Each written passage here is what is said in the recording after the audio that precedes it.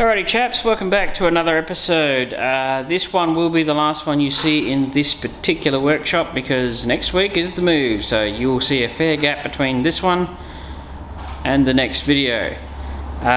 We're going to attempt, if time allots, to paint this quarter panel today. I've already painted the door jamb, I'll show you that in a second, and all I do is rub it down, seam seal it, mask it up and paint it. It shouldn't be that hard to get done in one video, fingers crossed.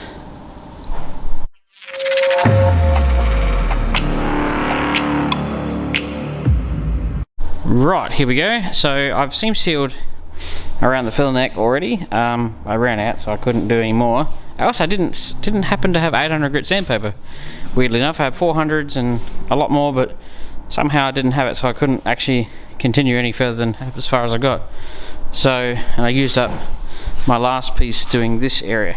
Now, a lot of people would have done this differently. Some would have painted it all in one, but I wanted to paint the door jamb separately, especially because somewhere here is where I joined the paint in. Also tried to mix up a colour that was closer using all three of the colours, and I'm really hoping that it's close this time. It doesn't look too far off. I mean, I can't hardly remember where the join is. Somewhere here. So what I did was I obviously scuffed the paint back with a grey scotchy, and actually the paint only sort of comes to about here. The base coat comes to here, I reckon, or actually you can see it sort of comes to here, and then the clear goes a bit further, and then it was lightly masked off so there was no edge, and then I just rubbed it with about 2000 and then a bit of polish and voila, no edge. And so I did it through here so I can repaint this quarter panel the same way as I've done it the other time, so I can back mask through this edge. Plus I wanted to be able to put the interior back in the car too. So that actually turned out not too shabby. I mean, down there I didn't have to care about the blend because the sill panel cover goes across here. So not too bad. The door is on, interior is back in, as you can tell. Lines up pretty good. I hope the colour's right. I'm probably going to take the moulding off and the handle and blend the door anyway. I know there's dents in it, but I really don't want the colour to be miles out this time. If I could just throw the colour just loosely into that door, so it's sort of across that way, it won't be offensive and I'll be able to blend it in, fingers crossed. The problem I had before is there's a couple of little dents in it. I'm thinking it was that one, it wasn't too bad, but there's a couple here. I thought if I start doing that, then I'm painting that door as well, and I don't want to do that. So if I could just deal with the fact that I'm going to paint over some dents, at least the colour will be close. And I don't think it's miles out. I think it's a touch greener than this, but this car has so many different colours, it's not even funny. One day down the track, if I have it long enough, it needs to be completely rubbed down, the whole car, and be completely repainted with one batch of paint so it's all the same again. So first off the bat is rub all these surfaces down with 800, and in here probably won't need too much in here, and then I've got to wipe some seam sealer through here, and I'll probably do that first because the seam sealer needs to skin off before I can paint. So that'll be a good one. So that's what we're going to do, and the rest of this video may be time-lapse, so let's get into it.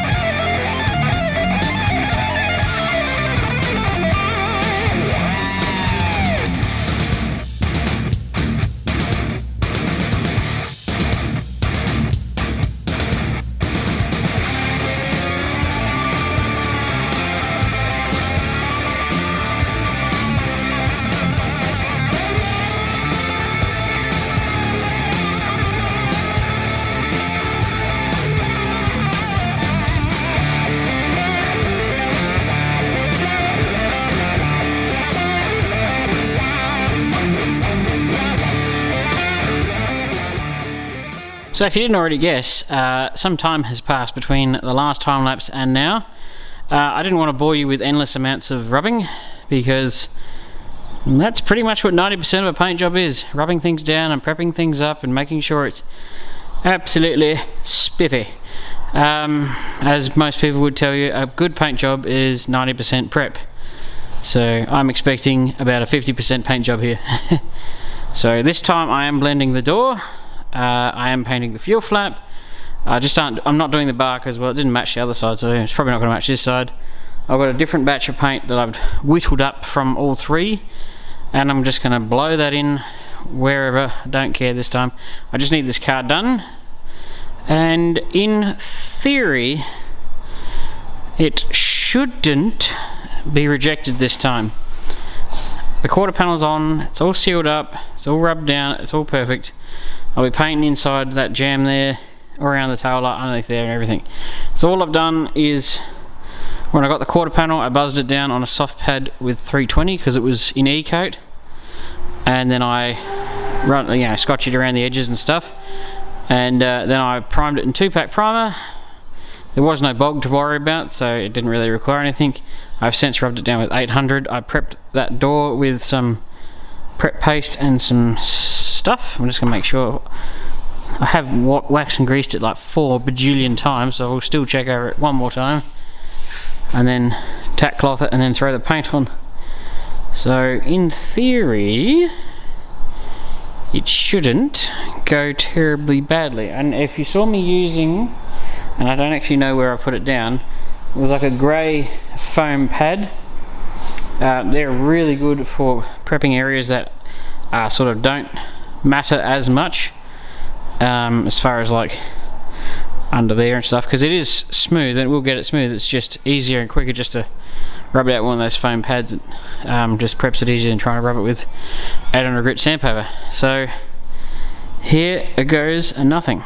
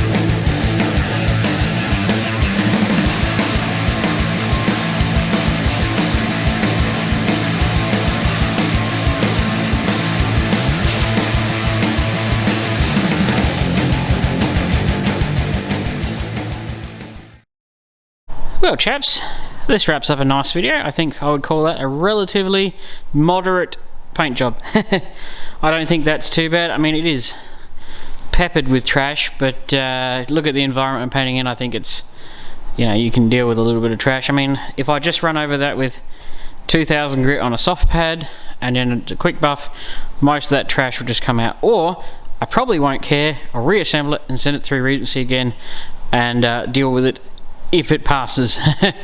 Put it that way. But the blend went fairly well. I mean, you could see all the speckly bits of trash, but you don't have it. There's no spray booth, so yeah. Now, as you can see by the coloured tape, the paint actually goes about through there, so it does match now, hopefully. Now I'm really hoping I don't get any runs, because I did hit a point where I did run out of clear halfway through a sequence, and I had to really mix up some more and then re-go again. So there's 3 good coats of clear on that, so fingers crossed. And it is fast hardener and it is speed clear, so fingers crossed. And it is already starting to tack off a little bit. That's why you touch things that aren't actually important. So in theory, that's it done. Now, I don't know how good this is going to be. I am not a painter. If you want to see a painting in its absolute perfectness, go see V Auto Refinishing. He does a fantastic job. I do a moderately to mediocre job. Mine is nowhere near as good as his. But I think that's quite passable considering what we've had to do in the last week and a half. I didn't really want to bring the paint all the way in through here, but when you have to do welds right there, you're sort of stuck, aren't you? And I wanted to make sure I got paint up the inside edge of that. I don't know how good that's going to be at this point in time. I don't really care. I've worked on this car enough now that I just want it done. And if you saw off the screen, I was painting the fuel flap this time, so that is not going to stick out either. Now, I could have fixed the dents in that door, but like I said earlier, there's 2 there that bothered me, but the other ones were really close to the other door, and I didn't want to paint that door because then you might as well have just painted the whole side of the car in one go. So in hindsight, maybe that's what I should have done and fixed all the little dents, but then you're just chasing dents and chasing your tail. So at that rate, you might as well paint the whole car, but I'm not doing that. So that's now done. Actually, effectively, the only panel we haven't painted on this side is actually that door. But at least our colour's going to match. I mean, it's amazing that there must be a flip or something in it, but yeah. Not bad. I consider that a win. Hopefully all majors come out good. As you can see, colour, tape goes yellow, no colour, no siding, and then obviously I had to clear all of it. So I think that if I can edit this into a reasonable video, should wrap out the last video you'll see done in this workshop.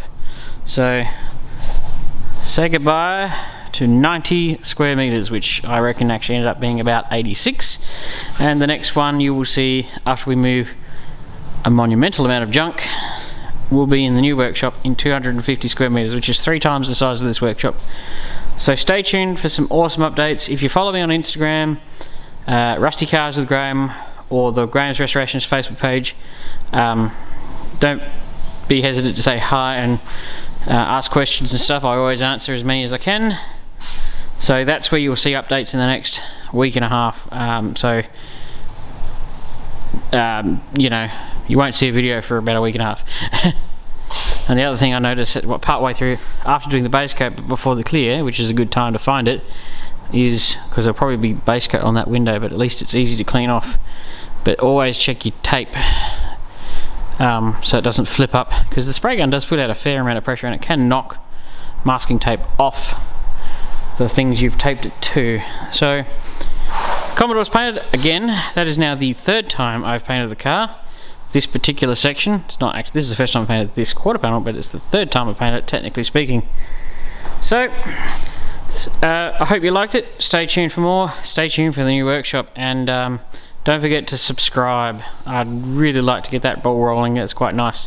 And thank you to everybody who have. And just big thanks to everybody. Stay tuned for the next one.